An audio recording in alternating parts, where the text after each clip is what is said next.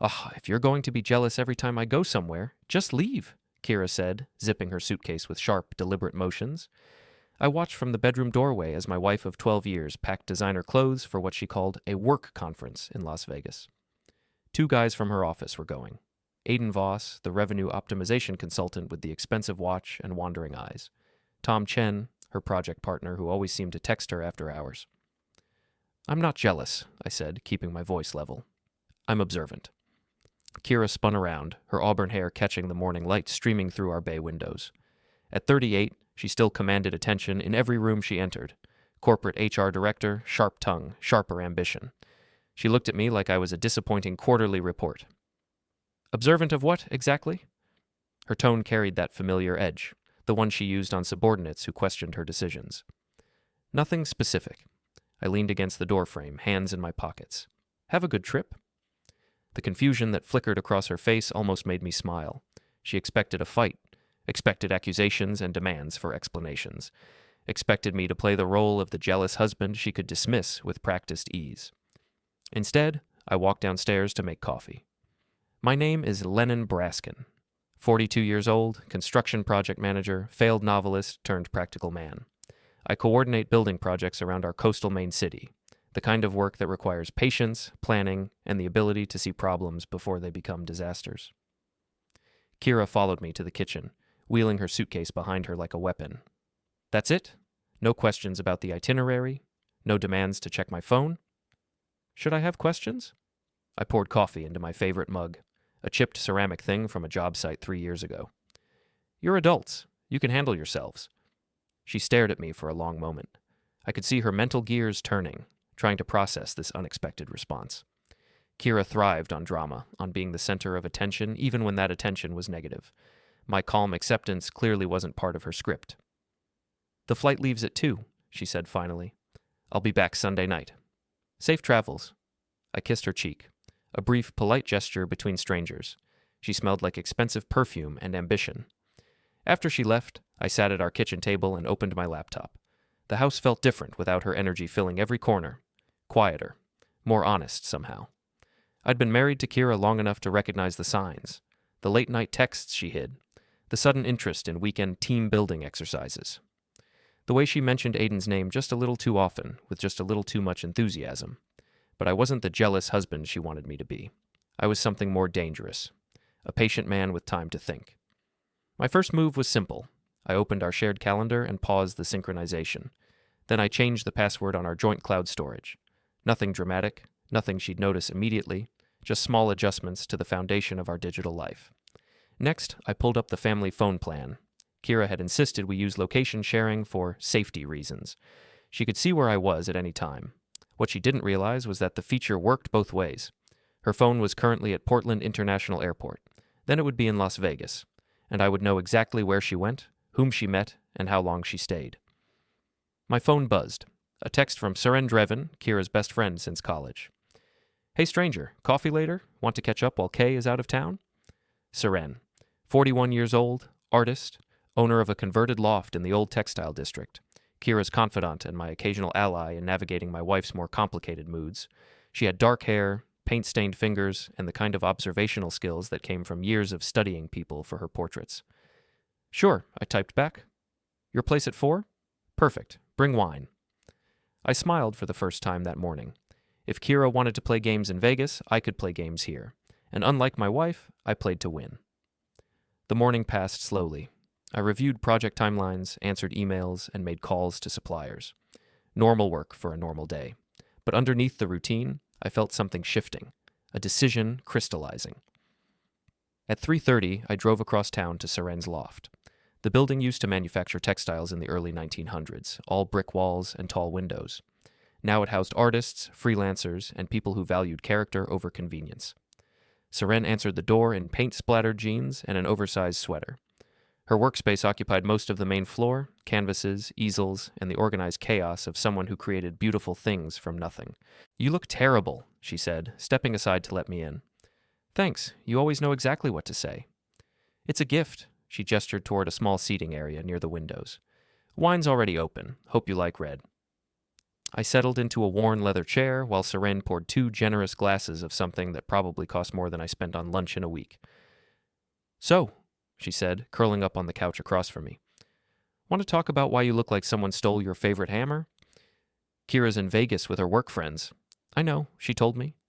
Seren sipped her wine, studying my face with the same intensity she brought to her paintings. "She also told me you were being weird about it." "Weird how?" "Too calm. Too understanding. Quote unquote, he's either planning something or he's given up completely." I laughed despite myself. She knows me well. "Have you? Given up?" The question hung in the air between us. Outside, the late afternoon sun cast long shadows across the loft's exposed brick walls. Somewhere in the distance, I could hear the sound of construction, hammers and saws building something new from something old. "I don't know," I said finally. "Maybe. Or maybe I'm just tired of playing the same game over and over." Seren leaned forward, her expression serious. "Lennon, can I tell you something? As a friend?" "Shoot." "Kiera's been different lately. More secretive. More—" She paused, choosing her words carefully. "More like she's living a double life." "You think she's having an affair?" It wasn't a question. Serene's expression confirmed what I'd suspected for months. "I think she's considering it, or maybe she's already crossed that line." She set down her wine glass. "The question is, what are you going to do about it?" Before I could answer, my phone buzzed. A notification from the location app. Kiera had landed in Vegas and was currently at the Bellagio Hotel. Not the conference hotel she'd mentioned. The Bellagio, where rooms cost $300 a night and the atmosphere screamed romantic getaway. I showed Seren the screen. She whistled low. "Well," she said, "I guess that answers that question." "Yeah." I finished my wine and stood up. "It does." "Lennon, wait." Seren caught my arm as I headed toward the door. "Whatever you're thinking of doing, be smart about it. Don't let anger make your decisions." I looked down at her hand on my arm, then met her eyes. "Who says I'm angry?" "Aren't you?" I considered the question. Was I angry, hurt, disappointed? All of those emotions were there, certainly, but underneath them was something else, something colder and more calculating. "I'm done," I said. "There's a difference." Seren studied my face for another long moment, then released my arm. "Be careful, Lennon. When people feel cornered, they do unpredictable things." "Good advice," I said. "I'll remember that." I drove home through the early evening traffic, my mind already working on the next phase. Kiera wanted to play games? Fine, but she'd picked the wrong opponent. At home, I opened a bottle of beer and sat on our back deck, looking out over the bay. The water was calm, reflecting the orange and pink sky like a mirror. Peaceful, deceptive. My phone buzzed again. This time it was a text from Kiera. "Vegas is amazing. Dinner at this incredible restaurant. Wish you were here?" The message was accompanied by a photo of her wine glass against a backdrop of city lights. No sign of her traveling companions. No indication of where, exactly, she was dining or with whom. I didn't reply. An hour later, another text. "Hello? Did you get my message?" I let that one sit too. By 10 o'clock, my phone was buzzing every 15 minutes. Kiera wasn't used to being ignored, especially not by me. For 12 years, I'd been the reliable constant in her life. Always available, always responsive, always there when she needed validation or attention, not anymore. I turned off my phone and went to bed. I woke up Saturday morning to 17 missed calls and 23 unread text messages, all from Kiera. The progression was fascinating to watch. Confusion giving way to irritation, irritation becoming anger, anger transforming into something approaching panic. Message 1, sent at 11:47 p.m. "Seriously, are you ignoring me?" Message 12, sent at 2:33 a.m. "This is ridiculous. Call me back." Message 23, sent at 6:15 a.m. "Lennon, I'm starting to worry. Please just let me know you're okay." I made coffee and read through all of them while eating breakfast. The desperation in her final messages was almost touching, almost. Instead of responding, I drove to the construction site where my current project was taking shape. A new office complex on the waterfront, steel and glass rising from concrete foundations, everything measured and planned and built to last. My foreman, Frank Kowalski, found me reviewing blueprints in the trailer that served as our on-site office. Frank was ex-military, early 50s, with the kind of practical wisdom that came from 30 years of building things that mattered. "You're here early for a Saturday," he said, pouring himself coffee from the pot I'd started. Couldn't sleep? Woman troubles? I looked up from the blueprints. What makes you say that? Frank grinned. 28 years of marriage. I recognized the signs. He settled into the folding chair across from my desk. Want to talk about it? Kiera's in Vegas with some coworkers. I think she's having an affair. You think or you know? I know. Frank nodded slowly. What are you going to do about it? It was the same question Seren had asked, but coming from Frank, it carried different weight. Frank had been through a divorce himself years ago. He understood the practical implications of marital betrayal. I'm not sure yet, I said. Still gathering information? Smart approach. Don't make any moves until you know exactly what you're dealing with. He sipped his coffee thoughtfully. You got a lawyer? Not yet. Get one. Even if you don't use them, you want to understand your options. Frank stood up, ready to start his day. And Lennon, whatever you decide to do, make sure you can live with it afterward. I spent the morning walking the site, checking progress, talking with the crew. Physical work had always helped me think clearly. There was something honest about construction. Materials behaved according to predictable laws, problems had logical solutions, and if you planned carefully, you could build something that would last. Unlike marriages, apparently. My phone stayed silent until noon, when a new text arrived. Not from Kiera this time, but from an unknown number. This is Aiden. Kiera's worried about you. Can you please just text her back so she knows you're alive? I stared at the message for a long moment. So Aiden Voss was worried about me now. How thoughtful. How convenient that he had my number. I deleted the message without responding. At 2 o'clock, I drove back across town to visit Ruth Morrison, our 73-year-old neighbor. Ruth had lived on our street for 40 years and had elevated nosiness to an art form. She knew everything that happened within a 6-block radius and wasn't shy about sharing her observations. I found her in her garden, tending to late-season tomatoes. Lennon! She straightened up, brushing dirt from her gardening gloves. I saw Kiera leave yesterday with that fancy suitcase. Business trip? Something like that? I leaned against her fence, adopting a casual pose. Ruth, can I ask you something? Hypothetically. Oh, I love hypotheticals. Her eyes lit up with curiosity. If someone wanted to keep track of what was happening in the neighborhood while they were away, would you be willing to help? Ruth's smile could have powered the entire street. Hypothetically, of course. Of course. What kind of things might this someone want to know about? Visitors, cars in the driveway, lights on at unusual hours, that sort of thing. Hypothetically, I think this someone could count on me. Ruth leaned closer, lowering her voice conspiratorially. Between you and me, I've been wondering about some of the cars I've seen in your driveway lately, when Kiera gets home from her late meetings. My stomach tightened. What kind of cars? Silver BMW. Nice one. Usually parks around 10, leaves around midnight. Ruth's expression was sympathetic but determined. I mind my own business, you understand, but when someone asks hypothetical questions... How many times? 3 that I've seen, maybe more when I wasn't paying attention. I thanked Ruth and walked home slowly, processing this new information. 3 confirmed visits, late evening arrivals, midnight departures. The pattern of an affair conducted in my own house, in my own bed. The anger I'd been holding at bay finally surfaced, hot and sharp. But I pushed it down, channeled it into something more useful. Anger made people stupid. I couldn't afford to be stupid. Back home, I opened my laptop and began researching. Divorce law in Maine, property division, alimony calculations. Frank was right. I needed to understand my options. What I learned wasn't encouraging. 12 years of marriage meant significant financial entanglement. Our house, our savings, even my retirement account. Everything would be subject to division. And Kiera, with her corporate salary and legal connections, would have advantages I couldn't match, unless I leveled the playing field. I opened a new browser window and began researching something else entirely. Private investigators, digital forensics, legal methods for gathering evidence of marital misconduct. My phone buzzed. Another text from the unknown number. Aiden again. I stared at the screen for a long second before opening it, the glow harsh in the quiet room. His name sat there like an unwanted guest, familiar enough now to spark irritation instead of surprise. The message was careful, almost reasonable, which somehow made it worse. Look, I don't know what's going on between you two, but Kiera's really upset. She's talking about coming home early. A tight, humorless smile crossed my face. Upset. The word felt flimsy, inadequate, like it had been chosen to smooth over something jagged. I could picture her pacing a hotel room, phone in hand, rehearsing explanations while he played intermediary. This time, I responded, "Tell her to enjoy Vegas. I'm fine." The reply came immediately, the typing bubble barely gone before the words appeared. "Can you please just call her?" "No."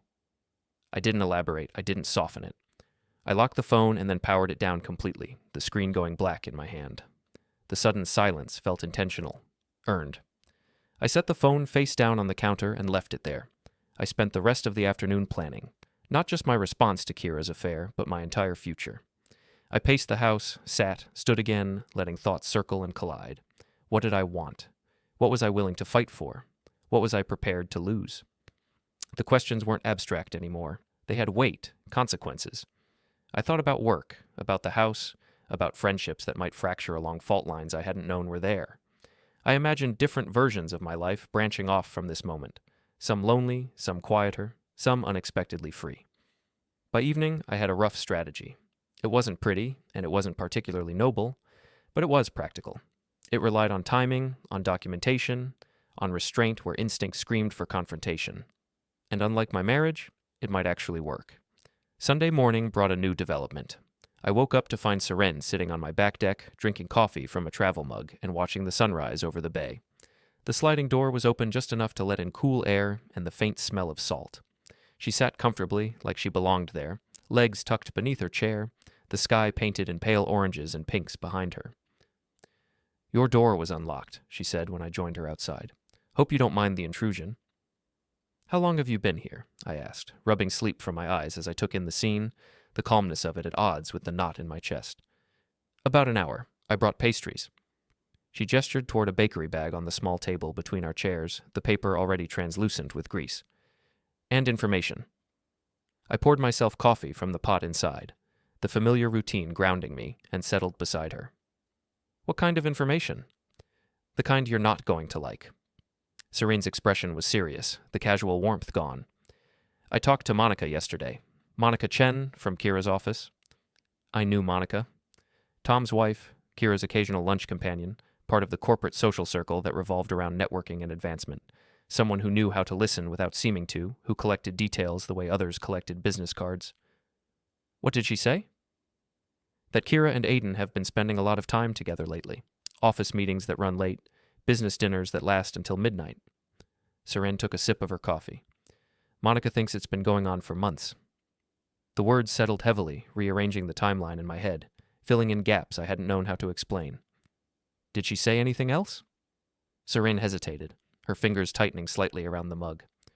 "She said Kiera's been talking about you differently, like she's preparing people for something."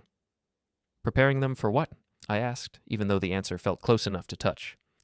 "A separation. Maybe a divorce." Seren reached over and touched my arm, her hand warm and steady. "Lennon, I think she's planning to leave you, and I think this Vegas trip is her way of testing the waters with Aiden." I absorbed this information quietly, watching a fishing boat make its way across the bay. The boat moved steadily, purposefully, following a course its captain had plotted long before leaving the harbor. "There's something else," Seren said. "Something I probably should have told you yesterday." "What?" "Kiera asked me to keep an eye on you while she was gone.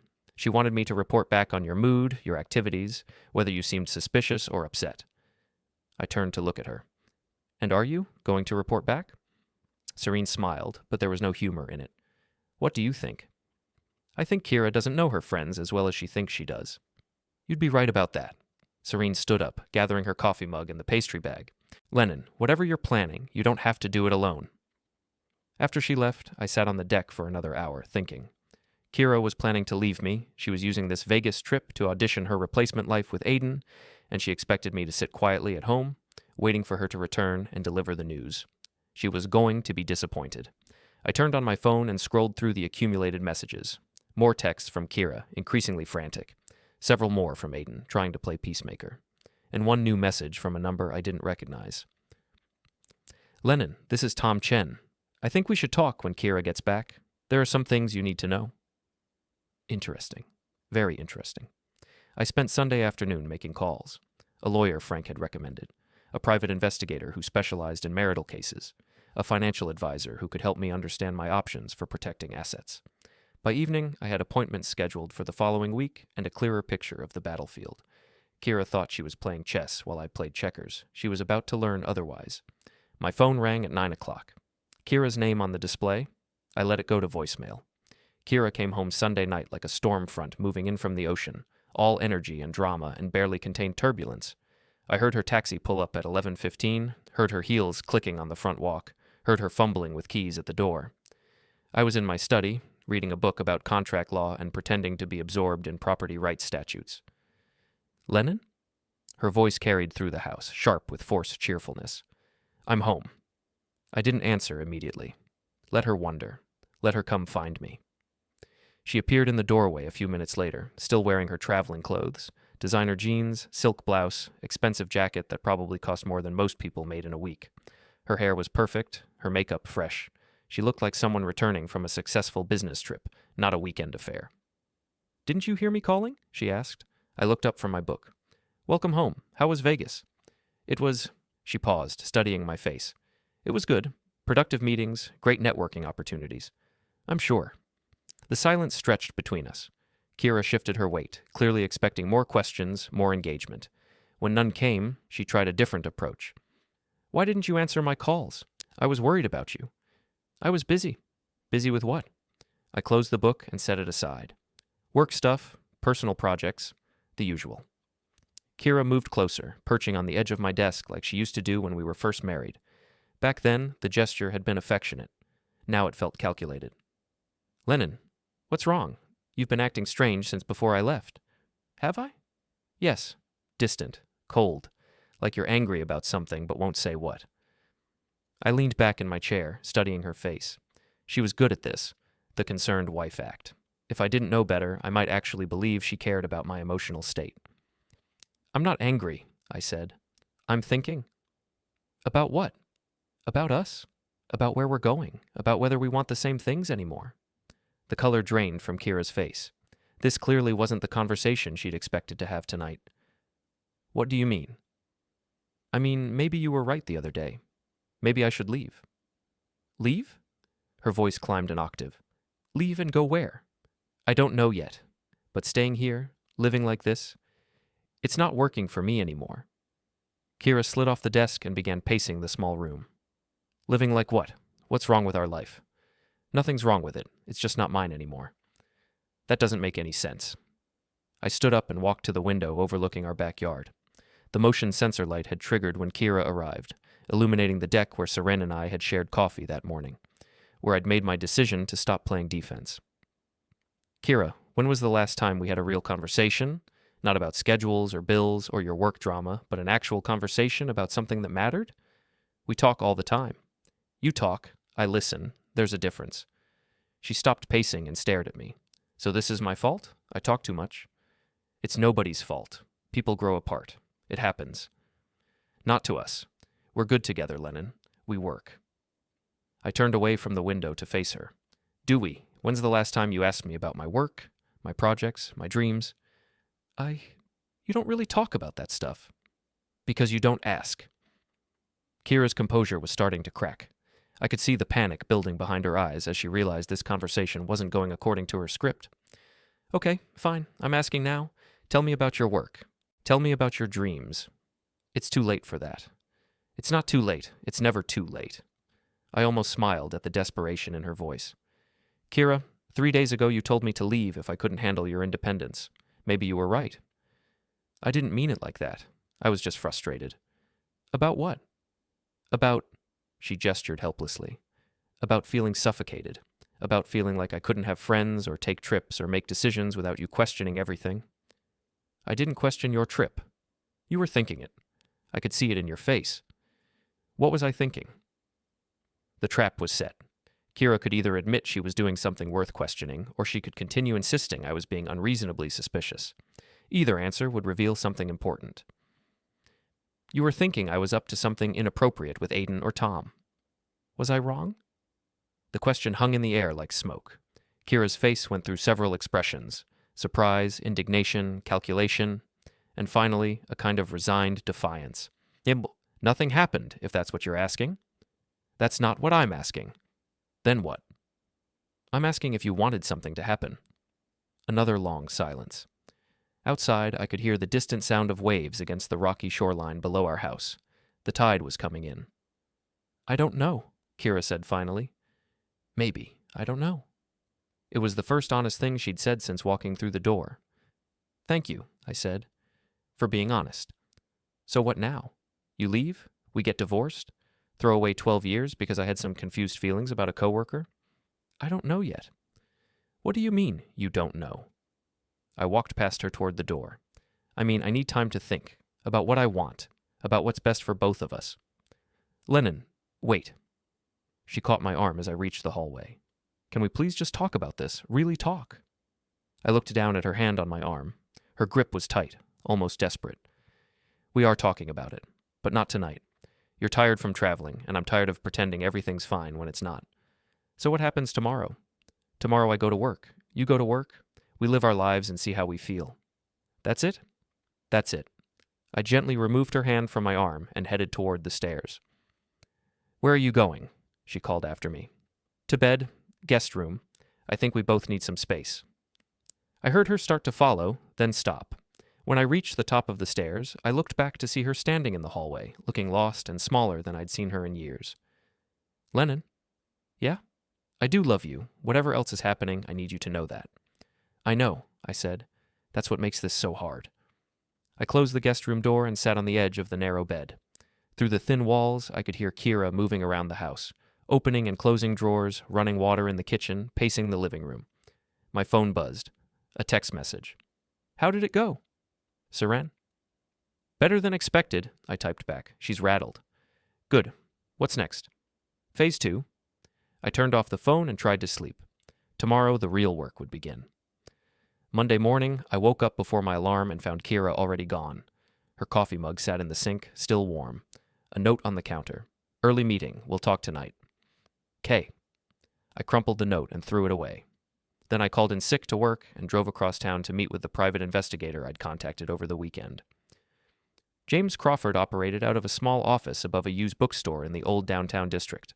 50s, gray hair, the kind of unremarkable appearance that probably served him well in his profession. His office was clean but cluttered. Filing cabinets, computer equipment, and a coffee maker that looked like it had seen better decades. "Mr. Brasken?"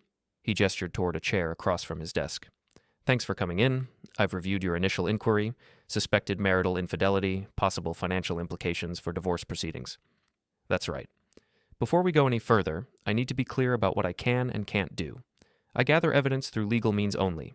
No breaking and entering, no hacking, no wiretapping. Everything I find has to be admissible in court, if it comes to that." "Understood." Crawford opened a file folder and pulled out a standard contract. "My rate is $200 a day plus expenses. Most cases like this take between 1 and 3 weeks to resolve, depending on how careful the subjects are being." "How do you usually proceed?" "Surveillance, background checks, financial records review, social media monitoring, digital forensics on devices you own or have legal access to." He leaned back in his chair. "The goal is to establish a pattern of behavior that supports your suspicions." I signed the contract and wrote him a check for a week's work in advance. Then I provided everything I knew: names, addresses, work schedules, vehicle descriptions, and the location data I'd gathered from Kiera's phone during her Vegas trip. "This is good information," Crawford said, reviewing my notes. "Very thorough. You sure you're not in law enforcement?" "Construction management, but I'm good at details." "I can see that." He closed the file. "I'll start today. Should have preliminary results by Wednesday, full report by Friday." "What kind of results?" "Photos, if there's something to photograph. Financial records showing unexplained expenses. Communications records, if I can access them legally. A timeline of activities that either supports or contradicts your suspicions." I left Crawford's office feeling both relieved and slightly sick. There was no going back now. Whatever he found would determine the next phase of my life. My next stop was the law office of Patricia Hendricks, the divorce attorney Frank had recommended. Her practice occupied the top floor of a converted Victorian mansion near the courthouse, the kind of place that suggested both competence and substantial fees. Hendricks herself was younger than I'd expected, maybe 40, with short blonde hair and the kind of direct gaze that probably served her well in negotiations. "Mr. Brasken, Frank Kowalski speaks very highly of you. He says you're dealing with a difficult situation." "Potentially difficult. I'm trying to understand my options before making any decisions." Smart approach. Tell me about your marriage. I gave her the basic facts. 12 years married, no children, joint property, separate careers. Kiera's corporate salary was higher than mine, but not dramatically so. We had equity in the house, retirement accounts, some savings. Any prenuptial agreement? No. Debts? Mortgage, car payments, credit cards, normal stuff. Evidence of infidelity? Suspected. Being investigated. Hendricks made notes as we talked. Maine is a no-fault divorce state, which means infidelity doesn't automatically affect property division. However, it can be relevant if marital assets were used to support the affair. Hotels, gifts, travel expenses, that sort of thing. What about alimony? Possible, but not guaranteed. Depends on income disparity, length of marriage, standard of living. In your case, the incomes are close enough that alimony might not be a major factor. How long does the process take? Uncontested divorce? 3 to 6 months. Contested can take a year or more. She leaned forward. Mr. Brasken, can I give you some advice? Please. If you decide to proceed, try to keep it civil. Angry divorces cost more, take longer, and leave everyone damaged. Whatever your wife has done, consider whether destroying her is worth destroying yourself in the process. I thanked her for her time and promised to be in touch once I had more information. Then I drove to the construction site to check on progress and try to maintain some semblance of normal life. Frank found me in the trailer around noon, reviewing supply orders and trying not to think about private investigators and divorce attorneys. How'd it go this morning? He asked. Crawford seems competent. Hendricks seems honest. Good. Both important qualities in their respective fields. Frank poured himself coffee and settled into his usual chair. You sure you want to go down this road? What do you mean? I mean, once you start gathering evidence, you can't unknow what you learn. And once lawyers get involved, everything becomes adversarial. He sipped his coffee thoughtfully. Sometimes ignorance is easier. Easier, maybe, but not better. You might be surprised. I've known couples who survived infidelity. Not many, but some. I looked up from the supply orders. Did you? Survive it? Frank's expression darkened. No, but my situation was different, more complicated. How so? My ex-wife didn't just have an affair. She had a whole other life. Second apartment, credit cards I didn't know about, debts that nearly destroyed me financially. He set down his coffee mug. That's why I'm telling you to be careful. Make sure you know what you're really dealing with before you start a war.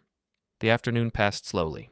I tried to focus on work, but my mind kept drifting to what Crawford might be discovering, what Kiera was doing at her office, what conversations she might be having with Aiden or Tom or Monica. At 5 o'clock, I drove home to find Kiera's car already in the driveway. She was in the kitchen when I walked in, standing at the stove with her back to me. You're cooking, I observed. Pasta, your favorite sauce. She glanced over her shoulder. I thought we could have dinner together. Talk? About what? About us. About what you said last night. She turned to face me fully.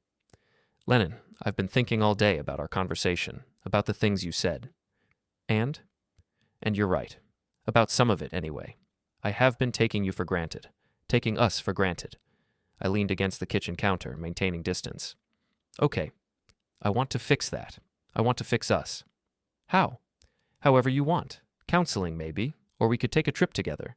Just the two of us. Remember how we used to travel? I remember. Kiera moved closer, her expression earnest. We were good together once. We can be good together again. What about Aiden? The question stopped her cold. For a moment, she looked genuinely confused, as if she'd forgotten about him entirely. What about him? Are you going to keep working with him? Keep having late meetings and business dinners? Those are legitimate work activities. I didn't say they weren't. I asked if you were going to continue them. Another long pause. I could see her weighing options, calculating responses. If it makes you uncomfortable, I can try to limit our interaction. Try to limit it? We work for the same company, Lennon. We're on the same project team. I can't completely avoid him. But you can avoid having dinner with him at midnight. Those weren't... It's not what you think. What do I think? You think something inappropriate happened. Did it? No. But you wanted it to. She turned back to the stove, stirring the sauce with unnecessary vigor. I don't know how to answer that question.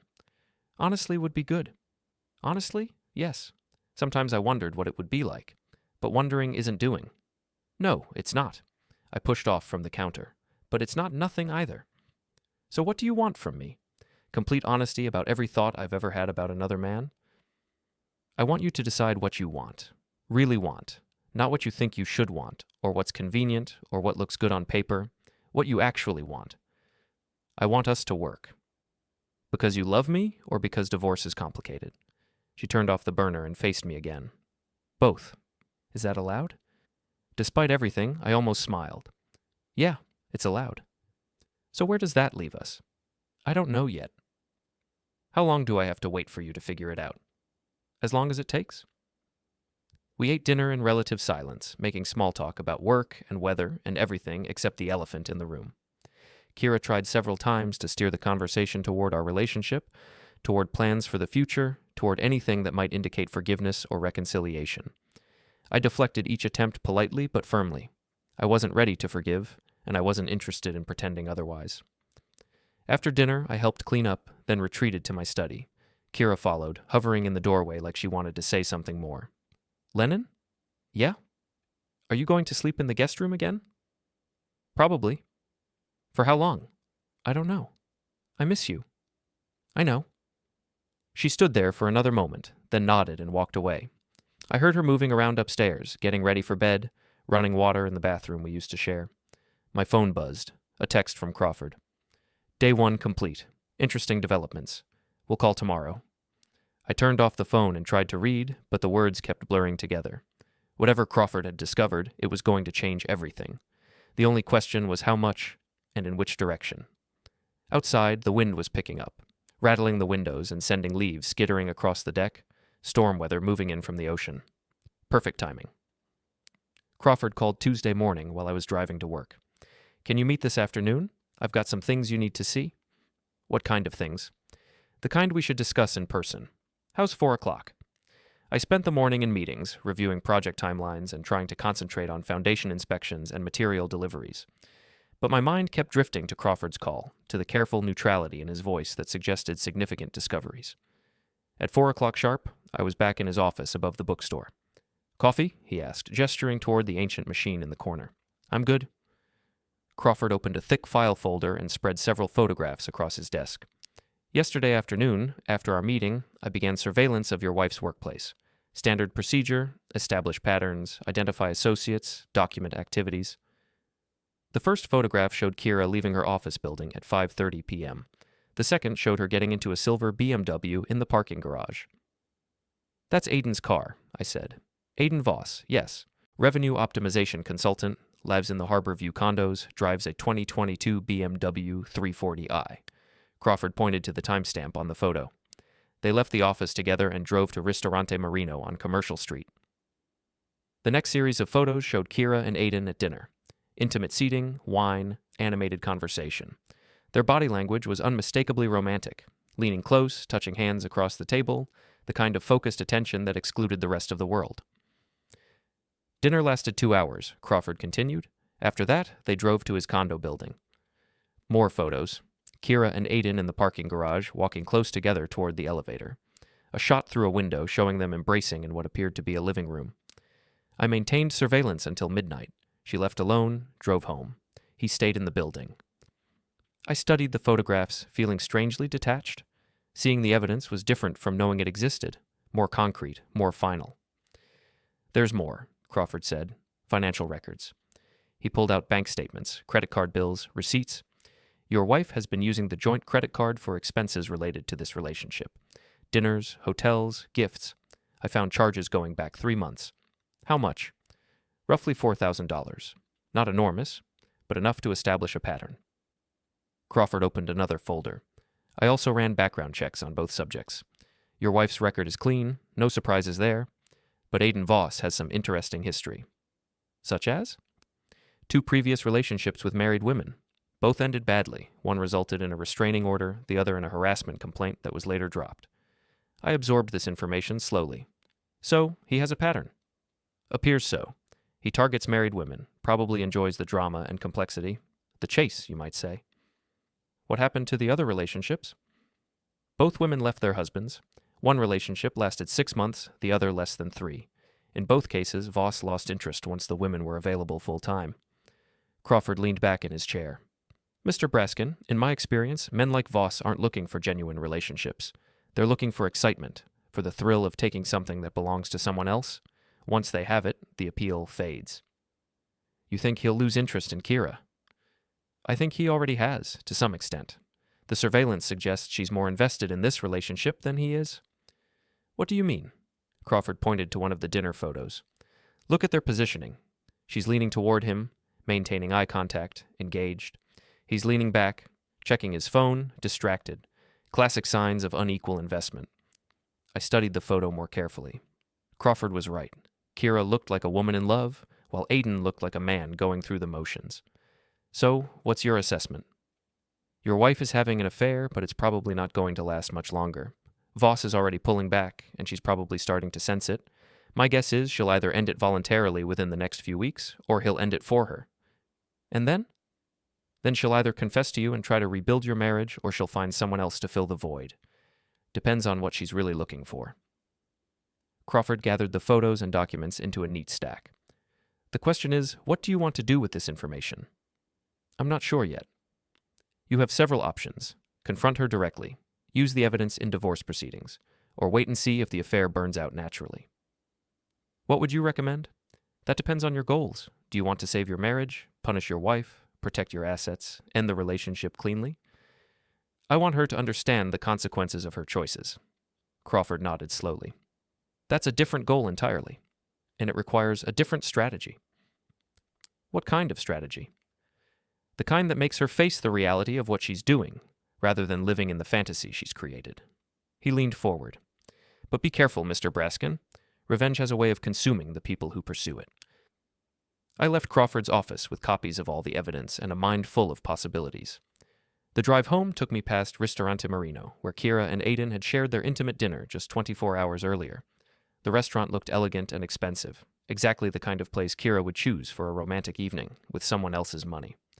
At home, I found another note from Kiera. Working late, don't wait up. K.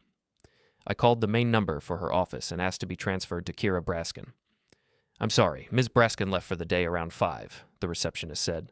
Are you sure? She said she was working late. No, sir. I saw her leave with Mr. Voss. They had a dinner meeting with a client. Thank you. I hung up and sat in my kitchen, staring at Kiera's note. A dinner meeting with a client. More lies delivered with casual efficiency. My phone rang. Seren. Hey, stranger. How are you holding up? I've been better. What's up? I wanted to invite you to dinner tomorrow night.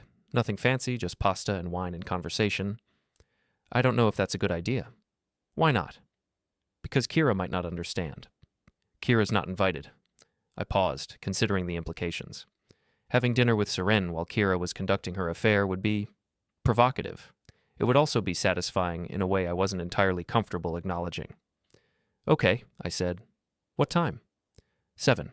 And Lennon? Bring an appetite. I have a feeling it's going to be an interesting evening. After she hung up, I sat in the quiet house and thought about Crawford's evidence, about Kiera's lies, about the choice I was about to make. For 12 years, I'd been the faithful husband, the reliable partner, the man who played by the rules. Tomorrow night, I was going to try a different approach. Kiera came home at midnight, moving quietly through the house like she was trying not to wake me. I heard her in the kitchen, in the bathroom, finally in our bedroom. She didn't check the guest room to see if I was actually asleep. That told me everything I needed to know about where her priorities lay.